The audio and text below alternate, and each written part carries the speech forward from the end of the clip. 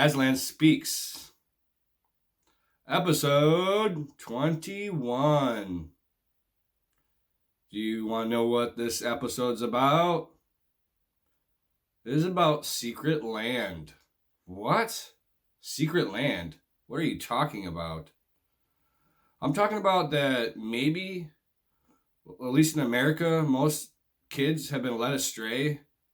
And I want to talk about secret land in Antarctica, or a secret continent that we have been led to believe is covered in ice, and that no human could go there basically because it's full of ice. But I want to share with you information that I discovered that maybe we have been misled. Yes, that's right. Maybe we have been misled. There's a man named Admiral Byrd. This man is an admiral.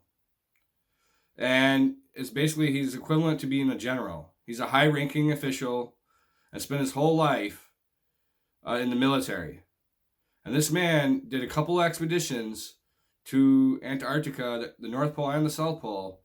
And in his own words, he talks about an undiscovered land with untapped potential and untapped resources. That flowers and plants grow there.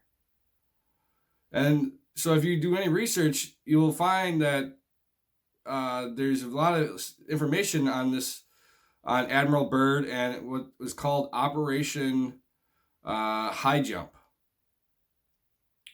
And so, further ado, I want to share with you two clips that I discovered where Admiral Byrd, in his own words, talks about an untapped continent with endless exponential, meaning with resources and just endless possibilities.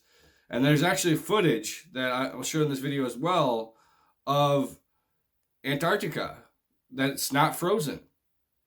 So use your own opinion and search this stuff out yourself, you guys.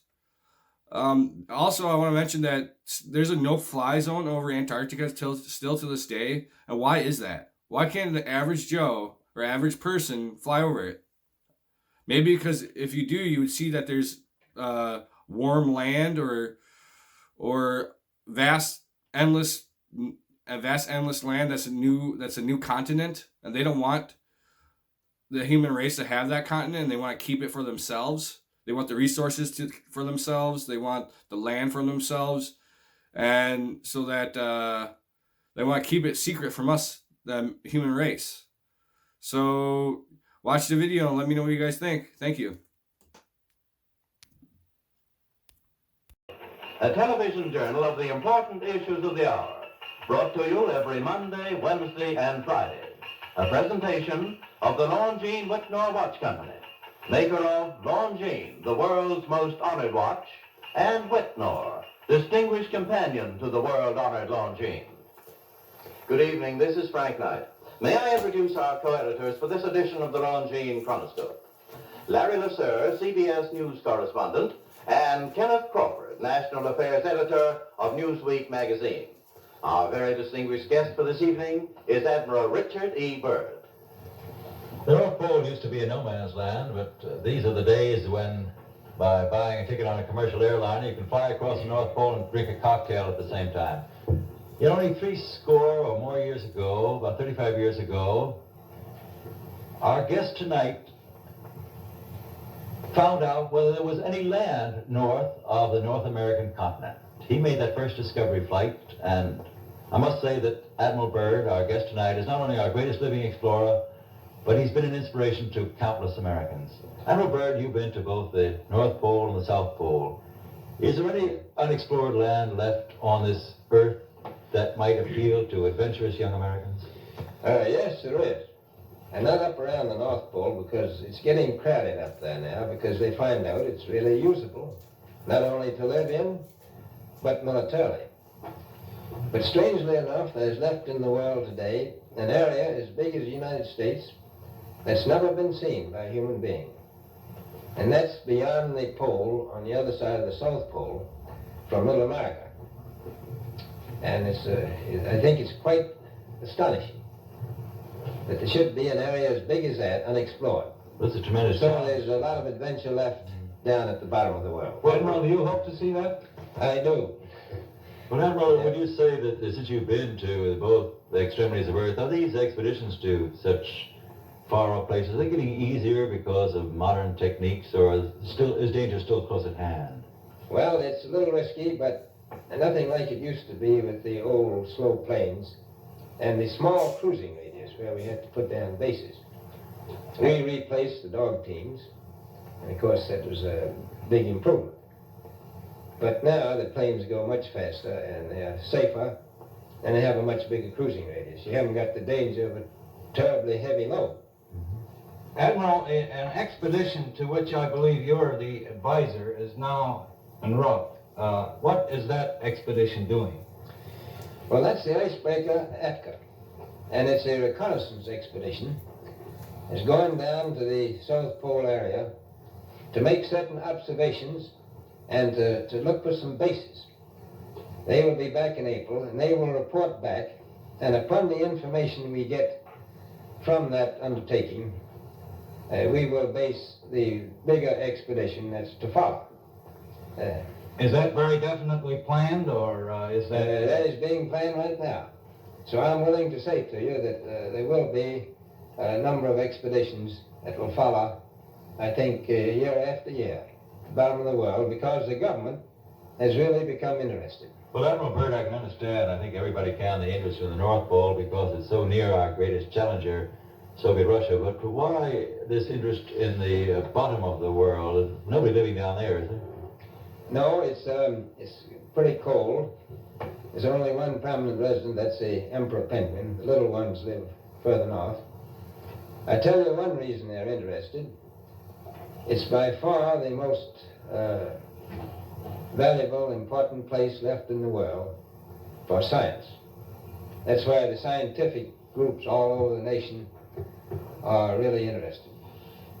But more important than that, it has to do with the future of the nation, those to come after us, or even during your lifetime. Because it happens to be an untouched reservoir of natural resources. And, you know, as the world shrinks with an ever-increasing acceleration, far-flung places, once useless, like we thought the North Pole was, and no man's land, become very useful. The bottom of the world will be important, not only to us, but to our allies. I was going to ask you, does it have military importance? It has some, and as the world shrinks, it will continue to shrink with an ever-increasing acceleration, thus bringing these places closer. And in the future, I can see a time when it will be very, very important strategically.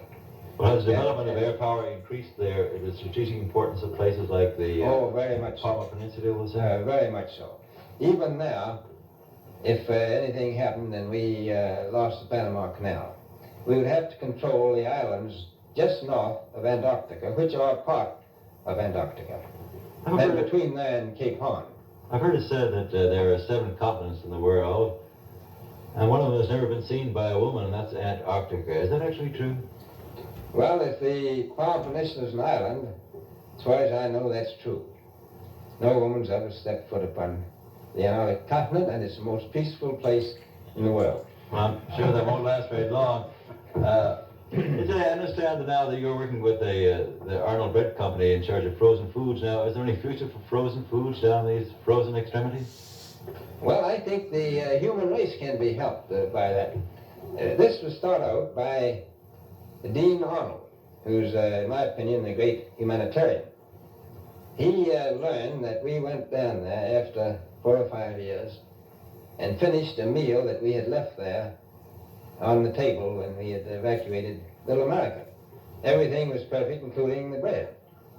So he got the idea of this frozen bread, and already he sent some to Europe, and it was worked very well over there for some of the starving people. So you can store it down to the Antarctic and against the lean years, and you wouldn't have any people in the world really starving if you did that. So in the event of an atomic war... Stay there forever. Admiral, you speak of the resources of Antarctica. What are they? What are the natural resources there? Well, we've found enough coal within 180 miles of the South Pole in a great ridge of mountains that's not covered with snow, enough to supply the whole world for quite a while. Well, That's the coal. Now, there's evidence of many other minerals. We're pretty sure there's oil. Now, that coal shows the bottom of the world. Now, by far, the coldest spot in the world. Where that coal is gets 100 below zero in the winter. well, It was once tropical. So we think there's oil there, and there's evidence, probably uranium there. Is it any secret? Is there uranium there? That would be the only thing that would be practical to actually go after, I suppose. Everything else would be economically unfeasible, wouldn't it? Well, as we recklessly expend our resources, the time will come, and we'll have to go after that stuff down there. Well, You know, I avoided what you said about uranium. I'm not sure about that. I don't want to have the world fighting over the Antarctic. Admiral, is there a competition among other nations to try to get information about Antarctica and possibly to secure some of these resources? Well, yes. There are several nations very much interested. Russia is interested tremendously. That I am sure of. Australia has an expedition down there. The Argentine, the Chile, New Zealand, Britain, and so on. Now, you can understand those people down there being interested because they live down there. The New Zealanders, the Argentinians, the Chileans, and the Australians. And so we don't do much about claiming anything. Admiral, you make it sound a little crowded.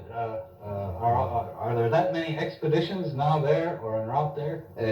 Well, you know, as I said, it's the most peaceful place in the world, but I don't think it will be for long because of this intense interest on the part of other nations and this nation. But Admiral Byrd, are private expeditions a thing of the past? Is expedition and exploration, making expedition and exploration now purely a government function because of the tremendous No, call I to don't think organization? so. I think down south, it may be more or less a thing of the past, but not other expeditions that go. There's a lot of them going off now.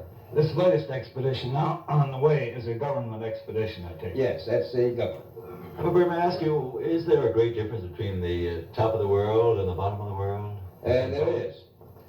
Now, the North Pole is the center of an ocean 10,000 feet deep. The South Pole, the center of a plateau, 10,000 feet high.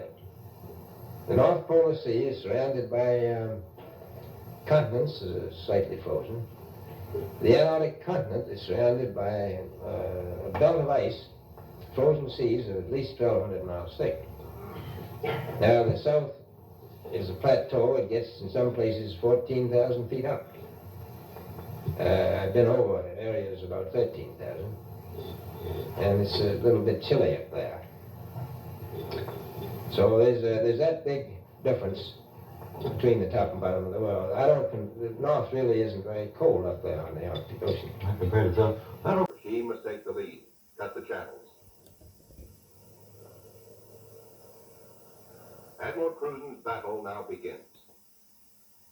Through 600 miles of peril, the Admiral must bring his ships to the open Ross Sea, and thus to the Bay of Whales and Little America. Cruzen signals, "Follow me," and sets a careful... The smooth shelf roughness, dark rocks, called nunataks, appear above the ice. Then rugged mountain ranges as far as the eye can see. Bunger leans forward in amazement. His eyes have caught a sudden and unbelievable change in scenery. The universal white is turned to chocolate brown, dotted with blue. A cameraman goes into action. 300 square miles of land without snow. Land that might be in New Mexico or Arizona. Pictures alone will prove Bunger has discovered a warm oasis in the shadow of the pole. It is for such supreme moments as this that men brave the hardships of exploration. The astounding, undreamed of fact is that they are over a chain of warm water lakes, whose shores, except for small patches, are free of ice and snow. Commander Bunger circles the largest lake in sight, 5 miles long. He comes in to make a landing. Water temperatures must be recorded. Samples taken. he finds the water fresh.